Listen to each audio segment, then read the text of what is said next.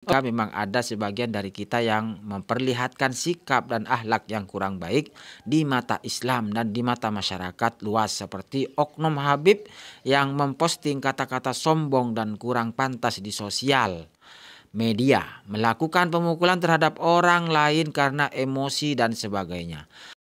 Jika dimunculkan sikap mengalah dari kalangan habaib atau kiai, karena kita semua tentu tidak menginginkan polemik ini akan berujung pada konflik pertumpahan darah yang pastinya akan merugikan secara besar-besaran kepada semua pihak. Maling teriak maling, sembunyi balik dinding, pengacung lari kancing-kancing. Oke, assalamualaikum warahmatullahi wabarakatuh. Kembali lagi di channel AA DJ. Nah teman-teman, di video kali ini saya akan bacakan surat dari Kiai Haji Najih Maimun Suber. Nah, surat ini ditujukan kepada Habib Quraisy Baharun dan Habib Hanif Al-Attas ya, atas undangannya untuk menghadiri diskusi tertutup di Kuningan, Jawa Barat. Memang surat ini cukup panjang sekali karena ada beberapa poin ya. Kalau tidak salah di sana ada 4 poin yang bisa saya simpulkan. Poin pertama itu tentang pandangan Gus Najih mengenai tentang Kiai Imaduddin yang dianggap sebagai gerakan anti Habib. Nah, beliau memaparkan pandangan-pandangannya di situ. Poin yang berikutnya terlihat di sana sikap Gus Najih dalam polemik ini. Artinya berada di pihak mana Gus Najih ini. Nah, dalam poin ketiga di sana dijelaskan tentang bantahan-bantahan Gus Najih terkait ilmiah Kiai Imad, dan mungkin di sini nanti saya akan bacakan dengan singkat, tidak akan saya bacakan semua karena pasti akan sangat panjang sekali. Untuk mengganti itu semua nanti saya akan sematkan link di deskripsi video ini dan teman-teman bisa baca sendiri ya, secara utuh dan secara lengkap. Dan poin yang terakhir ini yang sangat menarik ya menurut saya. Karena apa? Ini tentang ajakan dan himbauan beliau ya, terlebih dan terkhusus kepada para habaib untuk introspeksi dan mawas diri terkait fenomena-fenomena yang terjadi dari kalangan habaib itu sendiri di akhir-akhir ini ya. Dan ini sangat menarik sekali untuk poin yang terakhir ini. Kita akan bacakan nanti dengan tempo yang cukup cepat karena untuk meminimalisir waktu agar tidak banyak waktu yang terbuang. Surat Kiai Haji Muhammad Najih Maimun Suber tentang kontroversi gerakan anti Habib. Bismillahirrahmanirrahim. Alhamdulillahirabbil alamin wa bihi nasta'inu ala umuri dunya waddin wassalatu wassalamu ala sayyidina Muhammadin wa alihi washabihi ajmain. Amma ba'du. Sebelumnya kami mohon maaf kepada seluruh habaib, ulama dan kiai yang hadir, khususnya kepada Habib Quraisy Baharun dan Habib Hanif Al-Attas yang mengundang kami untuk hadir pada acara diskusi strategis tertutup di Kuningan, Jawa Barat ini. Bahwa kami memohon maaf tidak bisa hadir pada acara ini. Meskipun demikian kami sangat mendukung terselenggaranya diskusi ilmiah ini dan kami selalu mendoakan agar diskusi-diskusi seperti ini bisa diperkuat tali silaturahim antara habaib dan ulama serta sebagai tempat konsolidasi penguatan ajaran Ahlus Sunnah wal Jamaah, khususnya dalam masalah penghormatan terhadap Ahlul Bait yang akhir-akhir ini terus-menerus hendak dirusak oleh oknum-oknum yang ingin menjauhkan umat Islam dari kecintaan kepada dzurriyyah Rasulullah Shallallahu Alaihi Wasallam. Gerakan anti Habib di Indonesia pimpinan Imaduddin Utsman bukan hal baru. Pada tahun 2020 pada fanpage Generasi Muda NU Banten, Imad menulis artikel berjudul Habaib Bukan Ahlul Bait. Kami telah membahas gerakan anti Habib Bani Alwi yang dimotori oleh Imaduddin Utsman, Mugi Nur Fadil, Nur Ihya Salafi, Hadi Negara, Fuad Pleret dan lain-lain. Ini sejak awal mereka membangun argumentasi dan mengkonsolidasikan gerakan 1 atau 2 tahun yang lalu. Sangat patut dicurigai bahwa gerakan ini tidak berkembang secara organik, namun merupakan hasil desain dari pihak-pihak jahat yang ingin memecah belah umat Islam. Tidak mungkin jika gerakan ini disokong oleh kelompok-kelompok jahat seperti oligarki dan sebagainya. Ini membuat kita sesama muslim justru sibuk berjibaku dalam konflik internal, padahal tantangan dari luar sangat mungkin bisa mengancam kita semua. Model mengadu domba ala PKI patut kita curigai, apalagi oknum-oknum Kristiani benci pada kalangan habaib yang mengawal akidah umat melalui syiar sholawatan dan maulidan.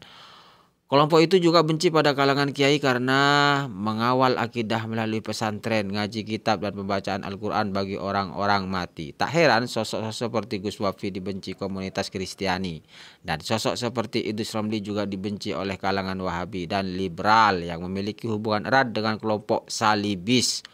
Posisi kami jelas, intensi gerakan yang Imaduddin DKK buat ini adalah untuk mempertentangkan dan mengadu domba antar warga negara, yaitu kaum muslimin dengan para habaib dengan kedok penelitian ilmiah. Padahal argumentasi yang mereka bangun sama sekali jauh dari kata ilmiah, karena mereka menolak metodologi penetapan nasab yang sudah disepakati oleh para ulama fikih dan ngotot menggunakan metodologi mereka sendiri yang mereka klaim lebih modern dan akurat, padahal tidak ada dalam kitab-kitab fikih. Mereka lebih percaya dengan temuan tes DNA yang dipakai orang-orang barat daripada pengakuan dari ulama-ulama sekaliber Imam Syakhawi, Imam Ibnu Hajar, Imam Ba Makramah, Sayyid Murtado Az-Zabidi, ahli sejarah Syekh Bahauddin Al-Yamani, Al-Janadi, Syekh Nawawi, Banten, Sayyid Bakri, Syato, Hadratus Syekh Hasyim Asy'ari, Kiai Haji Hasan Genggong, Kiai Hamid Pasuruan, Kiai Maimun Zubair dan sebagainya.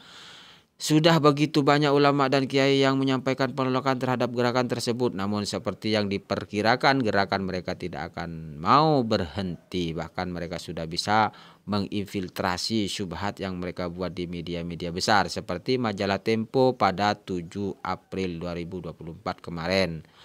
Membuat laporan penelitian berjudul "Dijual Gelar Habib Rp 4 juta", dan sehari setelahnya 8 April 2024 membuat liputan khusus Idul Fitri obral gelar Habib di halaman covernya Innalillahi wa inna ilaihi raji'un.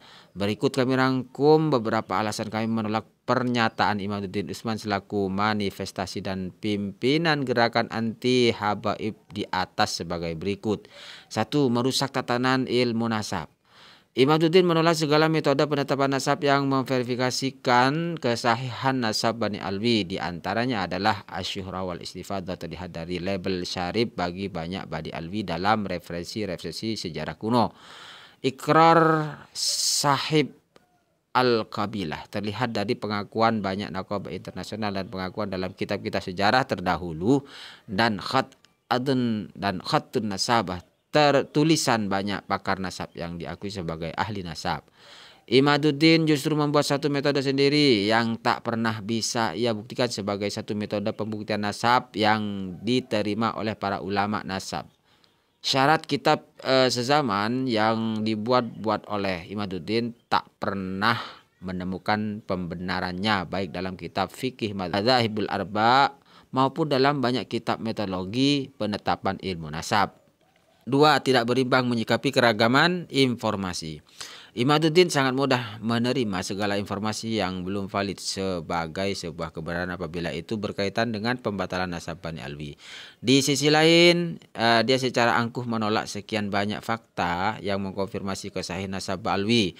Contoh yang terbaru dalam klaim dia bahwa Mufti Yaman menolak kesahihan nasab Bani Alwi yang kemudian terbukti bahwa itu hanya berdasar tulisan di internet tanpa sedikit pun upaya untuk mengkonfirmasi kebenaran berita itu. Faktanya kabar tersebut adalah kebohongan yang nyata.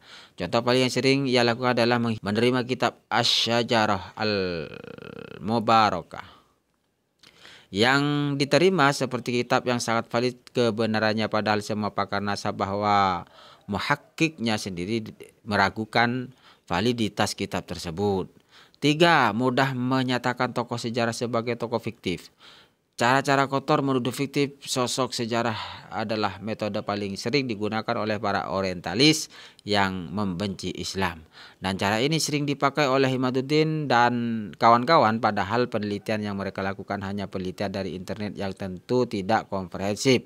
Jika metodologi abal-abal yang dibuat oleh Imaduddin terus digaungkan, maka akan banyak nasab yang hilang di muka bumi seperti nasab Syekh Abdul Qadir Al-Jailani, bahkan Wali Songo itu sendiri. 4. Memaksakan interpretasinya sebagai kebenaran tunggal. Tulisan Imaduddin jelas jauh dari standar ilmiah. Namun apa yang dilakukan Imaduddin walaupun dikatakan sebagai penelitian ilmiah tetap tak bisa dinyatakan sebagai kebenaran tunggal. Namun sikap-sikapnya di atas panggung justru seolah ia menjadi pemimpin kebenaran tunggal dalam isu ini. Salah satu contoh adalah mengenai validitas kitab Asy-Syajarah Al-Mubarakah. Metodologi penetapan nasab yang dibuat-buat interpretasi bahwa tidak disebut artinya menafikan. Dan masih banyak lagi klaim-klaim yang sampai saat ini belum jelas membuktikan ilmiahnya. Itu dielu-elukan secara arogan sebagai kebenaran mutlak yang wajib diikuti. 5. Meninggalkan ulama aswaja dan justru mendahulukan orang-orang tidak jelas keilmuannya dari kalangan ahli bid'ah. Imaduddin yang mengaku terafiliasi dengan NU menolak sekian banyak referensi dari banyak ulama ahli sunnah wal jamaah seperti Imam Asy-Syakhawi, Aba Makramah, Ibnu Hajar dan masih banyak lagi. Ia justru terbukti meniru isi tulisan di internet yang ternyata ditulis oleh orang-orang yang belum jelas keilmuannya dan terindikasi terafiliasi dengan kelompok-kelompok menyimpang Salafi atau Syiah. Berikut beberapa nama tersebut: Murad Syukri, Suwaidan, bla bla bla ya. Ada Ahmad bin Sulaiman Abu ya. Ada Syekh Mukbil ini maksudnya ya. Ada Ali At-Tantawi yang pada mulanya ia adalah seorang ahli sunnah wal jamaah dan Suriah. Ini Wahabi yang dianggap Wahabi. Bacakan. Ini kita langsung ke bacaan lainnya. Bahaya toleransi agama yang berlebihan, lingkaran Habaib Balawi dalam kehidupan Syekhona Khalil Bangkalan. Geger nasab bukan imigran versus pribumi.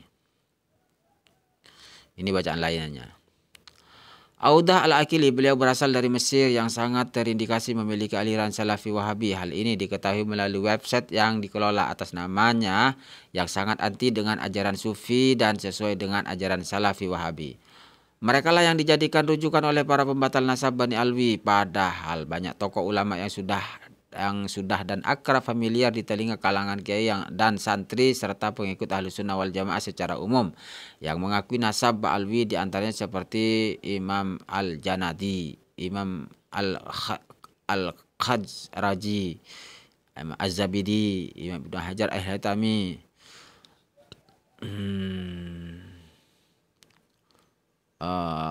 dan bla bla bla ila akhirih sampai Sayyid Muhammad bin Alwi Al-Maliki dan masih banyak lagi ya. 6. Melawan ijma' tentang fungsi DNA. Pendapat yang bertentangan dengan ijma', kharikul ijma', adalah pendapat yang pasti salah dan haram untuk diikuti. Sejak awal Imaduddin selalu menyerukan DNA sebagai salah satu hujah terputusnya nasab, bahkan bermunculan tuduhan keji sebagai keturunan Yahudi dan sebagainya. Padahal menurut perkumpulan para ulama dunia, DNA jelas secara ijma' tidak boleh dijadikan dalil membatalkan nasab. Kesesatan ini justru menjadi salah satu propaganda utama yang selalu digaungkan. Artinya kelompok ini tidak hanya mengesampingkan para fuqaha, namun juga mengesampingkan ilmu fikih itu sendiri. 7. Kitab yang menyebut Ubaidah sebagai putra Ahmad Muhajir atau penerima nasab Bani Alwi. Dan di antara kitab yang mencatat nasab mereka. Ini ada Suluk At-Atoya As-Saniya Al-Iqdu Al-Fakhri Al-Hasan Al-Iqdu As-Samin Al-Jauhar Jauharus Safaf ini ya, Tuhfa, Tabaqat Ad-Daulami, Kiladud Dahr, Ghurar Baha, Al-Mu'jam, Tuhfatut Talib, Al-Ansab, Al-Auliya, Ar-Raudul Jali. Nah, ini jadi banyak. Penutup ini yang menarik ini kawan. Penutup, dari sini jelas bahwa kami menolak sama sekali gerakan anti habaib yang dipropagandakan oleh Imaduddin Usman dan para pendukungnya, dan mengecam gerakan tersebut yang jelas ingin menjauhkan umat Islam dari kitab-kitab fikih Ahlussunnah wal Jamaah dan mengadu domba antar umat. Meskipun demikian, kami meminta kepada semua kalangan untuk tidak terprovokasi berlebihan sembari terus menyuarakan kontrargumen agar umat Islam tidak tersesat dan terbujuk dengan ajaran mereka. Sudah saatnya dilakukan introspeksi dari berbagai kalangan yang terkait dalam pusara polemik ini, baik dari kalangan habaib, ulama, atau umat Islam secara umum, untuk memprioritaskan kedamaian, menahan diri dari berucap kasar dan mencaci maki, melakukan refleksi dan berbenah diri, serta saling mengingatkan jika memang ada sebagian dari kita yang memperlihatkan sikap dan akhlak yang kurang baik di mata Islam dan di mata masyarakat luas, seperti oknum habib yang memposting kata-kata sombong dan kurang pantas di sosial media, melakukan pemukulan terhadap orang lain karena emosi dan sebagainya. Kami semua meyakini bahwa dalam hal keutamaan nasab, para habib memanglah memiliki madiyah, keutamaan, namun antara kalangan habaib dan bukan habaib bersifat setara di depan hukum syariah dan hukum negara NKRI yang mengaku sebagai negara yang anti rasisme. Rasulullah SAW sendiri bersabda, "Demi Allah, sungguh jika Fatimah binti Muhammad mencuri, aku sendiri yang akan memotong tangannya." Hadis riwayat Bukhari Muslim. Terdorong dari rasa sayang dan khawatir kami akan terjadi upaya-upaya keji sebagaimana yang dahulu terjadi pada para ulama, di mana banyak tokoh agama yang menjadi korban di tahun 66, maka kami memberi masukan kepada para sesepuh habaib dan juga Robito Alawiyah supaya senantiasa memberi nasihat dan mengingatkan jika ada sebagian oknum yang bertindak kurang baik dan kurang bijak seperti Habib Bahar yang berkata, "Ini darah Rasulullah, kamu tidak." Dan ucapan Habib Alauddin Palembang bahwa Wali Songo tidak ada hubungan nasab dengan Mbak Alawi dan hanya hubungan sejarah saja.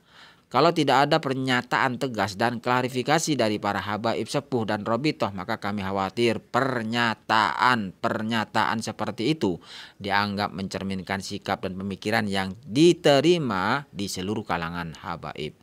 Sesekali baik rasanya jika dimunculkan sikap mengalah dari kalangan habaib atau kiai, karena kita semua tentu tidak menginginkan polemik ini akan berujung pada konflik pertumpahan darah yang pastinya akan merugikan secara besar-besaran kepada semua pihak.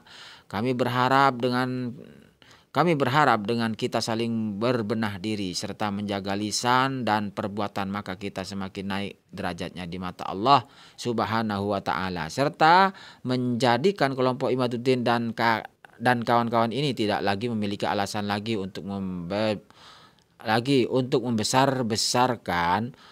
membesarkan gerakan mereka sehingga tidak laku di masyarakat, karena masyarakat melihat kebenaran, ketegasan dan kesejukan yang kita perlihatkan dalam kehidupan sehari-hari.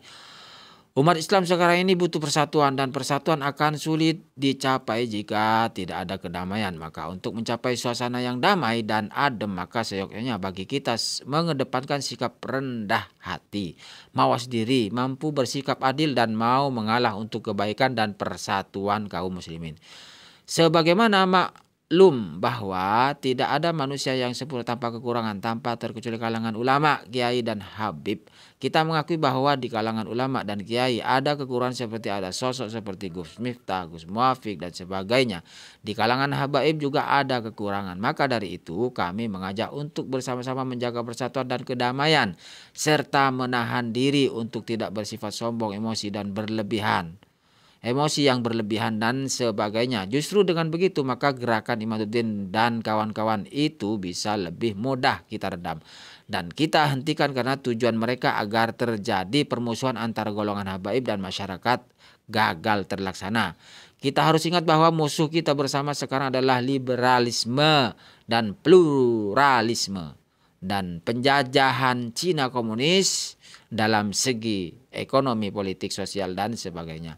Terakhir kami memohon kepada Allah Subhanahu wa taala agar kita semua selalu diberikan hidayah untuk meniti jalan kebenaran, selalu didekatkan kepada ilmu dan para ulama, dan selalu didamaikan dengan sesama kaum muslimin. Amin ya rabbal alamin. Sarang 1 Mei 2024. Kiai Haji Maimun Haji Suber.